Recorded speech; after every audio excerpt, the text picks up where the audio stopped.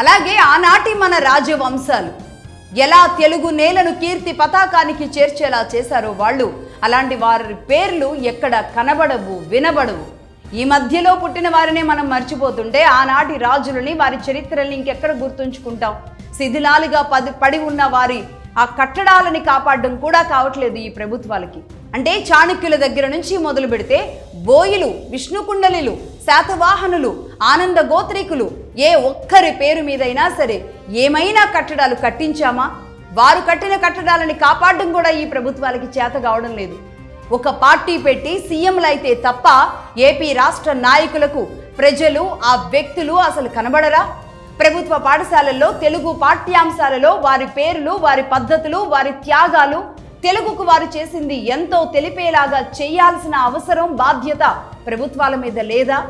పద్యం, గద్యం, ఛందస్సు, సాహిత్యం అన్నీ కూడా మనం ఈరోజు తెలుగు నేల మీద మర్చిపోతున్నాం. పైన పేలవమైన తెలుగుకి మాత్రమే అంకితమైపోయామే కానీ అసలైన తెలుగు కవిత కళలు ఈరోజు విరిగి పడిపోతున్నాయి. ఎక్కడో అక్కడ కొంతమంది మాత్రమే ఇలాంటి తెలుగుని కాపాడుతున్న వాళ్ళు కనబడుతున్నారు. కథల రూపంలోనో, సాహిత్యం రూపంలోనో, వాట్సాప్ గ్రూపుల్లోనో, లేదంటే సొంతంగా ఒక చిన్న వ్యవస్థని పెట్టుకున్న ఆనాటి వారు మాత్రమే ముందుకు తీసుకువెళ్తున్నారు తప్పితే ఈ జనరేషన్ పూర్తిగా తెలుగుని మర్చిపోతున్నాం.